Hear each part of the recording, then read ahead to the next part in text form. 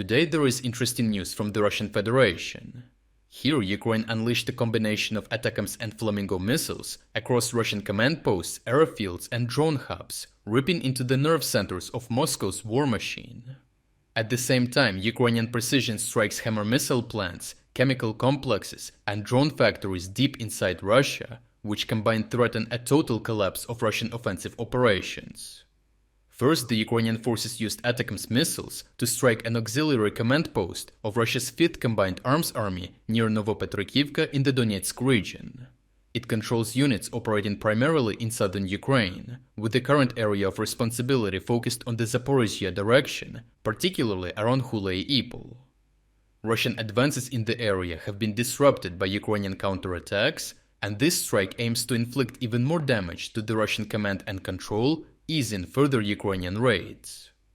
The Ukrainian General Staff confirmed the use of Atacms, a choice that reflects the protected and important status of the target, as headquarters facilities are typically well protected.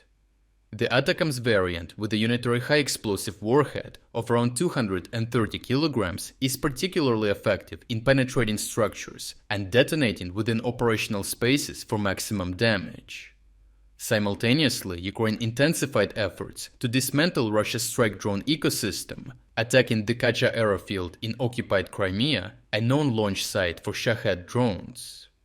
Ukraine also struck the factory in Tatarstan responsible for assembling them, using drones visually resembling the Shahed platform itself, adding an element of operational irony and psychological pressure. Additional strikes targeted warehouses linked to the elite Russian drone unit Rubicon in the Zaporizhia region. By hitting both launch points and assembly lines, Ukraine aims to suppress fire rates and shield both its urban centers and frontline formations from persistent Russian drone pressure. These actions form one part of a layered Ukrainian attrition strategy, while Ukraine also unleashes deeper strikes focused on the defense industrial base, replenishing those assets. This sequencing magnifies impact over time. Reduced strike density in the short term evolves into systemic production constraints in the medium to long term. Through this, Russia is forced to disperse, relocate, and try to defend more nodes while lacking air defense resources. The scale of Ukraine's strike campaign against the Russian defense industry illustrates this compounding logic. Flamingo cruise missiles struck the Votkinsk plant, a critical producer of Yars, Bulava, Iskander-M and Kinsel missiles used in Russian long-range strikes. Published footage showcases the massive damage to the workshop responsible for the metal processing of these missile parts. In Saransk, a plant supplying power electronics for military systems burned after drone strikes. Cheboksar's Progress facility, already previously targeted, again suffered damage, confirmed by images published by locals. The Metafrax chemical plant in Perm erupted after multiple explosions, disrupting production of explosives for missiles, while in Mechirinsk, the Progress plant producing gyroscopes and navigation systems was struck again. Further west, a facility in Redkino producing fuel components for Kh-55 and Kh-101 cruise missiles ignited after a Ukrainian drone strike. Chemical plants in Voskresensk and Nevinomysk burned, affecting explosive precursor production.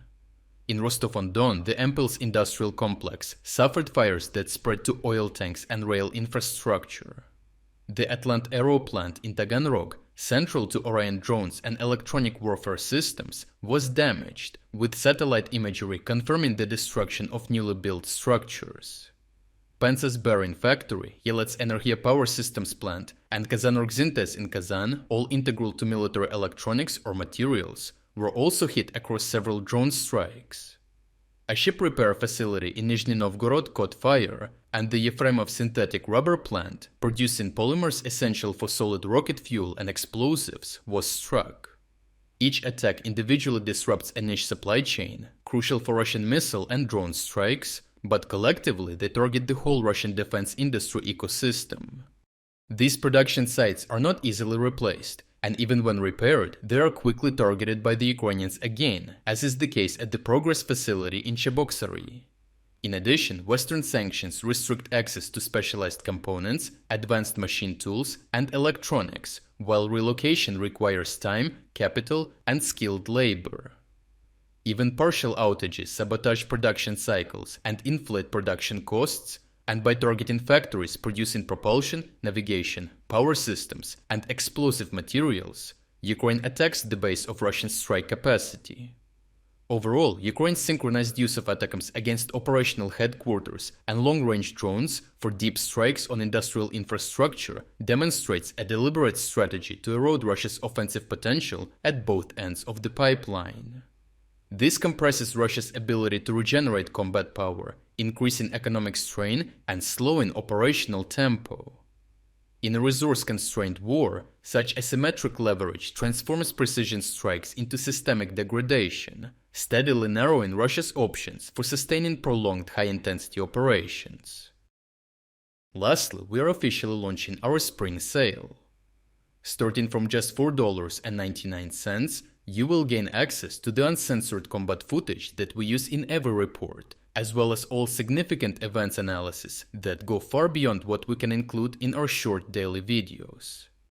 Thirdly, you will unlock our Timeline Builder tool, the world's first artificial intelligence-powered system designed to connect the dots between the news in real time. Fourth, and most importantly, you will unlock our advanced news analysis tools, giving you comprehensive insights into the news cycle, detailed story sentiment breakdowns, and trend analysis to reveal the most important themes and events. And last but not least, you will gain access to all our exclusive strategic updates about the war in Ukraine. If you wanted to support our efforts but haven't had the chance, now is the perfect time to jump in and make a real difference. So check out the link in the description to become an exclusive member of our community. I truly appreciate everyone who stepped up to join us. Your support means the world to us.